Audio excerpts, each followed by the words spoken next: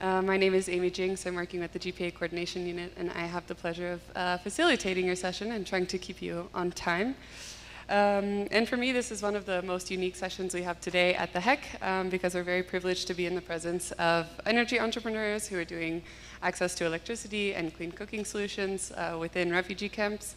So we have some colleagues who are coming from Kenya and from Ugandan refugee settlements who will be sharing all about their business, and they're very energized. So we're very glad to hear from them. And I want to thank also Mercy Corps and Ashton for sponsoring some travel and support for getting everyone here. So just a quick word on how the session will go, and then I'll hand it over to our moderator. We will have a round of presentations and then introduce you to the entrepreneurs. And then we will have a World Cafe style, where each of the entrepreneurs are set at a table. So on this side is clean cooking, and on this side is solar. So we will ask you all to get up and see which entrepreneur you want to hear about their business, and you'll ask them questions, and they will share about what they do. So it's a space for you to just learn about what they do, what their needs are, and how to connect further. And I have this little bell that I will ding at some point to switch after 15 minutes. So we will do either 2 or 3 rounds. So as Joelle is introducing the entrepreneurs, really see who you would like to go to, remember their face, and go to their table. And there's also space to sit at the table, but if there's too many people, you might just need to stand behind the table as well, the people who are sitting. So that is how the session will go. And we also have a nice little photo exhibition at the back of the room. I think photos speak louder than words sometimes. So yeah, feel free to look at that throughout the day and after the session. And at this stage, I hand it over to our moderators, Joelle and Nyanyo, who will walk us through further.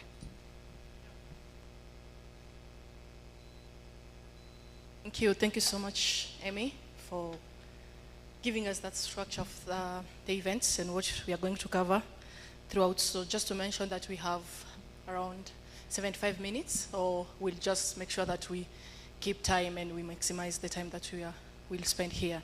So first of all, before we start, I just want to share these few bullet points on why is it really important for us to have this discussion. Why is it really important to have dedicated side events on the work that refugees are doing? And maybe if you can help us with the slide, we thought maybe it's really important. We know that each and every one of us here is coming with different expertise and skills from the work that you are doing on the ground. But one thing that we thought it's really important for us to mention is the change of the nature of displacement. We have seen how displacement has changed over time. Unfortunately, we are moving, or we have shifted from a temporary situation to a more long-term situation. And it's really important for us to have this in mind, how to make sure that the solution that we are bringing is no longer short-term, but with a long-term kind of approach. Secondly, the complexity around the need of displaced person.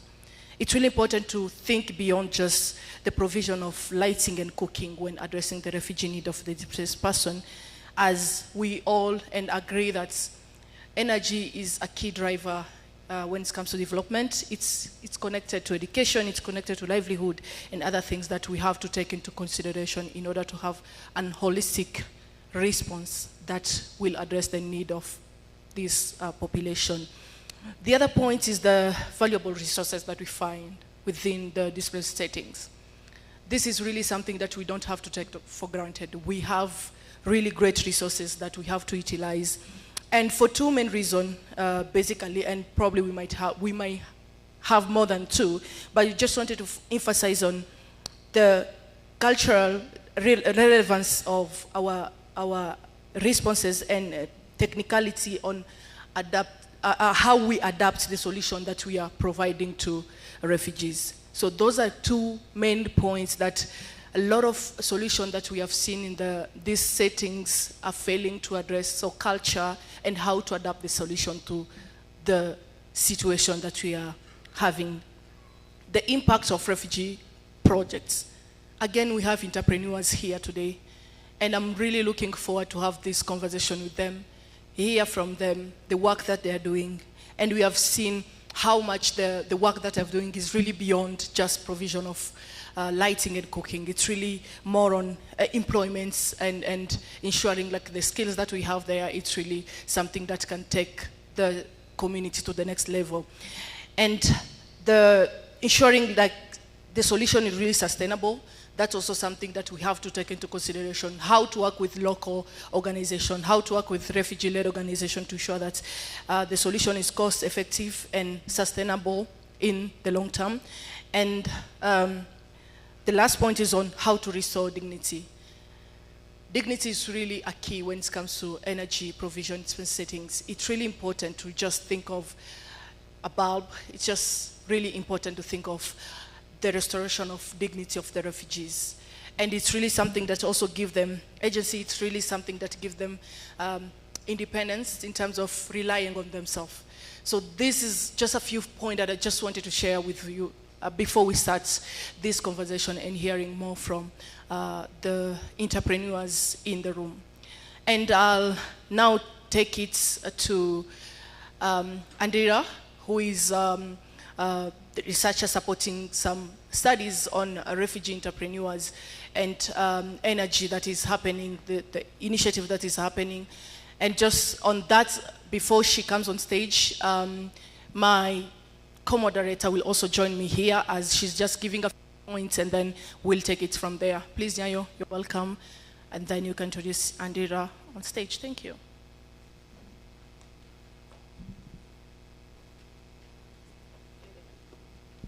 Thank you, Joel. My name is Nyayo Deng. I have worked with the GPA as a research associate, and we were working on the READS project, which is the roadmaps for energy access in displacement settings. So we wrote a Kenya report that highlights all just the energy situation at the Kakuma refugee camp as well as the Dadaab camp. So it's a pleasure to be here to meet some of the entrepreneurs that we met when we were at the Kakuma refugee camp. I'd now like to call upon Andira Kara on her presentation for Ashton, and I will go back slightly after. Thank you.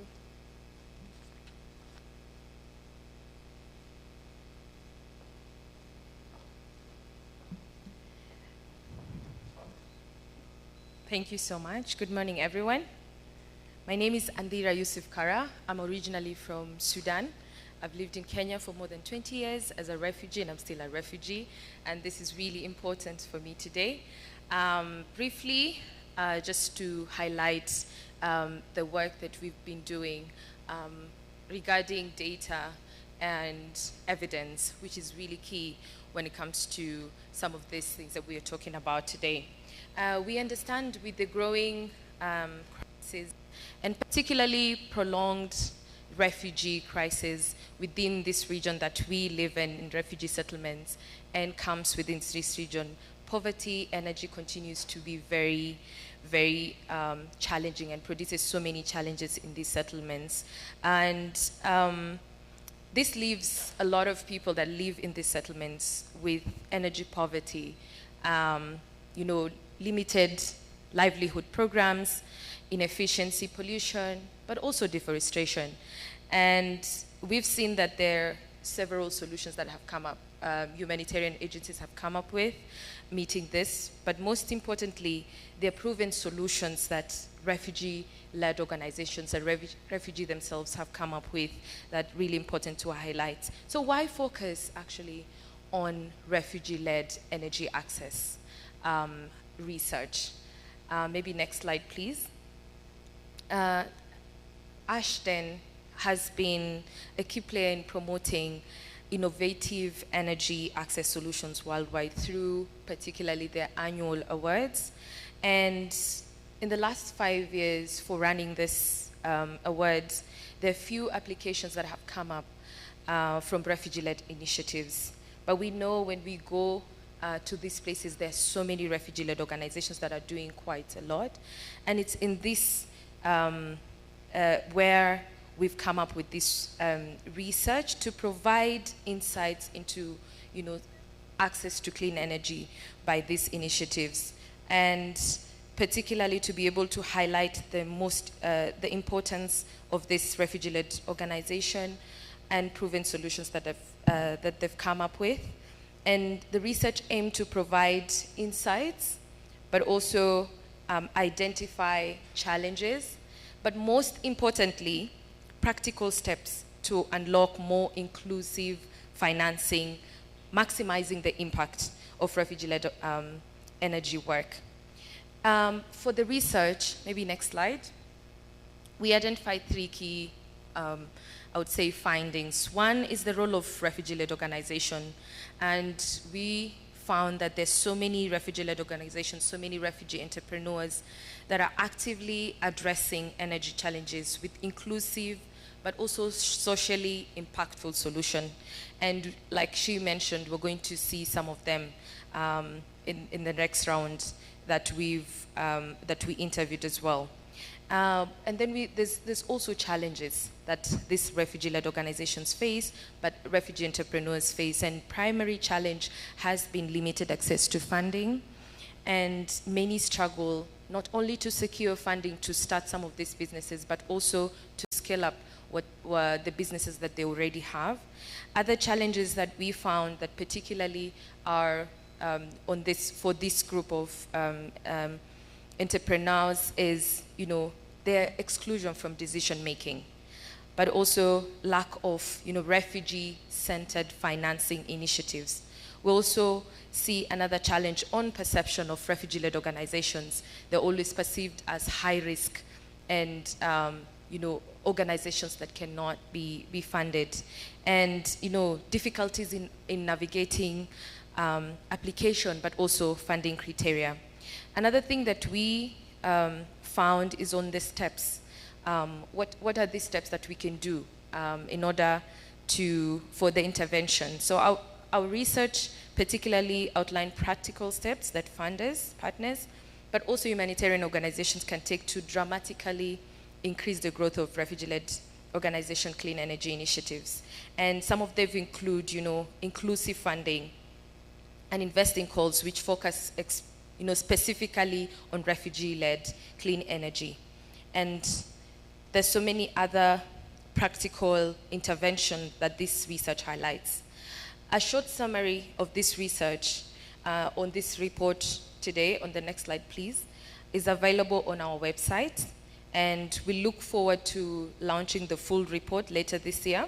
So we want you to take a look at this, to take this opportunity today to look at this short summary of this report using that link, and you can be able to not only see the challenges that we've spoken about, but also those practical steps that you can be able to take in to involve refugee-led organization and initiative. Thank you so much. Thank you so much, Andira, for highlighting the importance of refugee research and inclusion of refugees in creating energy solutions. Thank you for also highlighting the challenges faced in starting and scaling refugee businesses, as well as the practical steps that need to be taken to achieve sustainable energy. So to highlight this discussion, I would like to welcome our local entrepreneurs who are directly impacting the clean cooking and solar energy services at the Kakuma refugee camp. So I'll ask all the entrepreneurs to please stand up. And if you're a clean cooking entrepreneur, please come on this side of the stage. And the solar energy and other related services, please stand on this side with your profiles as well. We can give them a round of applause for their commitment, sustainability.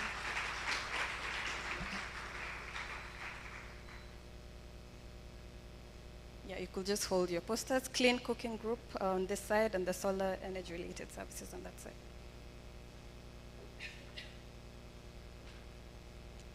Just hold your profiles and show them to the audience.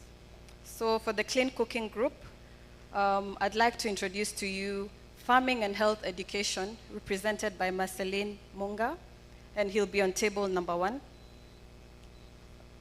The second group is Friends of Nature, represented by Pascal Blaise, and he'll be at table number 2. The third group is Green at Mind, represented by Vincent, and they'll be on table number 3 on this side.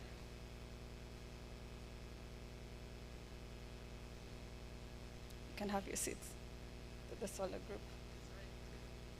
Allow me to introduce the other categories that we have on solar and renewable and associated services. So we have Living Green,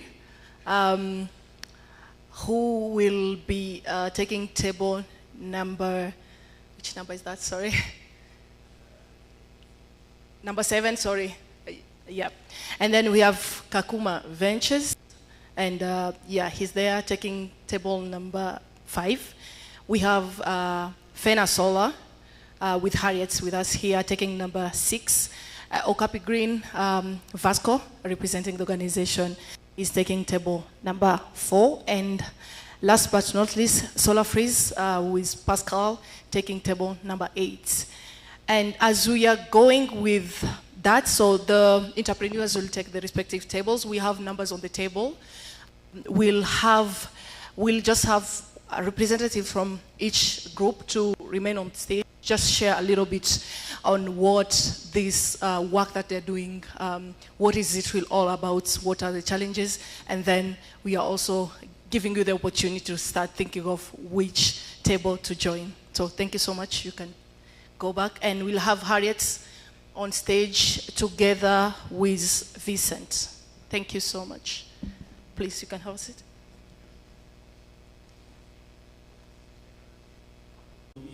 Limiting the majority of them to get access to clean cooking technologies, but also they cannot afford some alternative on the market because of their limiting income. So they need to squeeze between their food ration to get a product they can use for a certain period of time, which is very challenging for the majority of them. So basically, being part of the target group has given us an opportunity of understanding better what is happening, because we are going through the same experience and we feel the same thing they are feeling by using their food ration to buy a clean fuel, using their food ration to buy a clean cook stove, which is most of the time very high in terms of price. So it's not giving the majority of them to get access to clean cooking technology. So we are trying to make a solution which is adapted to their income level, and we are not alone, because there are also other private companies acting on the ground, and we are trying together to sustain the need of over 230,000 refugees who are living in Kakuma. Thank you so much for highlighting that, and I guess probably for the audience this gives us a good understanding, introduction to what cooking solution looks like in different settings. And maybe just to hear it's on the provision of lighting solution to the displaced person, what is happening there, and what are this one big challenge that we are facing as the provider in these settings. Yeah, thank you so much. My name's Harriet Nongola. I am the founder, CEO of the local woman-led organization based in Uganda. So Fena Solar is a last mile distributor of solar lights. We are implementing projects in the refugee settlements. So we started implementing these projects in 2022 with the support of and in partnership with GIZ NDEV and now EP Africa.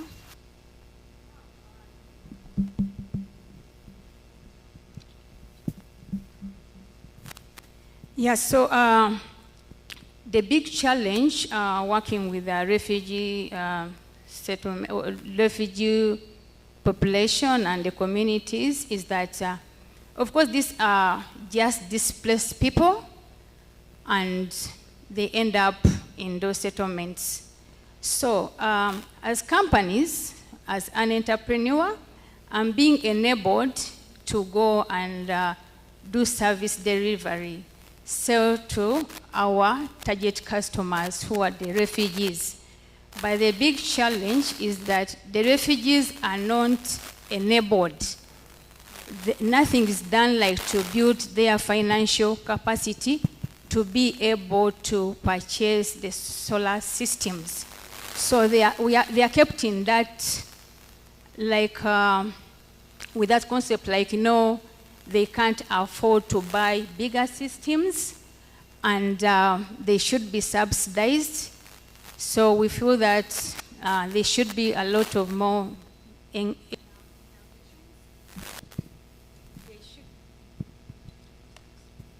like there should be more interventions to enable the refugees have the purchasing power.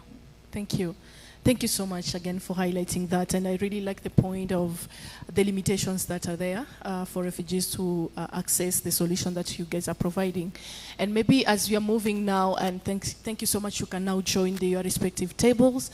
And as we are moving to the discussion, like now, this is the moment to hear from the entrepreneurs. Feel free, ask questions. They have a lot to share. They came here well prepared to tell you what they're doing and how they're doing that. It's really also an important moment for you to think of how to work with these local-led, refugee-led initiatives to bring impact in the life of millions of refugees who really need energy. So as we are going, we'll have 15 minutes again for discussion, roundtables. We have numbers on the table. Feel free to join a table that you want to, hear from and hear from their work. And then after that, Amy will help us with the bell to go to the second round of discussion, and then we'll take it from there. Thank you so much. Yes, and we'll only have 2 rounds of discussion, so pick wisely. So now you can all get up, and I think if our entrepreneurs could stand up and kind of wave where you are, then everyone redistribute around the room. Yeah, exactly like that. And then you'll have roundtable discussions with each of them. So the people in the middle table that don't have an entrepreneur at their table, please go to one that does. You're welcome. Bisimo, thank you. Please help me. Yeah, thank you. Thank you so much. Yeah, you don't have to sit, just All right. Thank you very much, Joel. Hi, everyone. Yeah, thank you to all the presenters, to the entrepreneurs, for all what you have shared. For me, I'll just take just the 2 minutes to share my reflections. First, I would like to really, again, re-emphasize that there are innovations in refugee and forced displacement settings. And what we need to do is just really to make these innovations visible and provide support to scale and to develop. So I think, having worked and lived in some of the refugee camps, I've seen these firsthand. And so I will call upon everyone here really to kind of work together to support these innovations. But also, on the side of the refugee communities, I think there's one point that I would like to really, again, emphasize, and I heard it from Harriet. There's a question of mindset on the side of refugees that also needs to be addressed. Yes, refugee situation is looked at as a temporary situation, but we are seeing refugees continuously living in protracted situations. And so we have to really show that there's need to work towards integration, local integration, economically, and also kind of supporting their own development, refugee development. Access to energy is key for socio-economic development, and I think we have to work together also to kind of change this mindset. We can work together to support them. Yes, there are subsidies that are being provided, but these are not sustainable. And we have seen that in refugee communities, they actually diverse. They represent a diverse section of the energy market. And so we have to really adapt our technologies, our products to the different needs, but also to the different segment of the market. There are businesses that are doing really very well, and they need to be supported. But we also have households that also need solutions that can also address their needs. I think these are very, very important issues that we have to work on.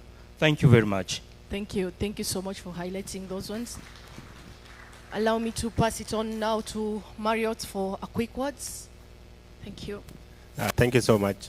I think my colleague has actually done the job, and he has made my work very easy. So I'm going to be here for just a minute, I think, or two.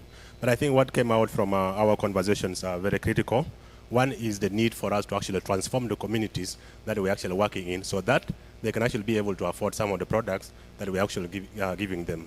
So if you are going to be distributing products, or if you are intervening in a community, how do you also ensure that there is a budget that is also meant for the communities to actually be transformed so that they are able to actually afford some of the product that we are actually working with? I think my colleague actually mentioned it, that there is so much reliance on external funding, which makes the work very unsustainable. So there is actually a need for us to be able to, as we're having this conversation, how do we ensure that the reliance on external funding or subsidies is actually reduced so that we have some of these solutions in the long term? Because in our discussion there, they're saying things to do with supply, things to do with maintenance, these are all relying so much on subsidies. And then also the importance of creating awareness in the communities. How do we also ensure that the communities actually own this, the distribution of the products? How do you ensure that we have centers where, which are very close to the refugee communities, which are very close to the communities that we're actually targeting, and we raise awareness so that they can actually be the one maintaining some of this product in case maybe they're broken down after distribution. Lastly is also the issue of dealing with suppliers that actually giving us genuine products. Because if you're going to be distributing in a refugee settlement where maybe you have a product that breaks down after every 2 weeks, after every 1 week or 3 weeks, and then it's going to discourage a lot of them and people are not going to end up buying. Thank you so much. Thank you once again. And last but not least, is Honor from Hashden. Of course, we know that Hashden is doing amazing work supporting entrepreneurs. So yeah, just hearing quick words as we are closing our session. I know everyone will be hungry, so I'll keep it brief and great summaries.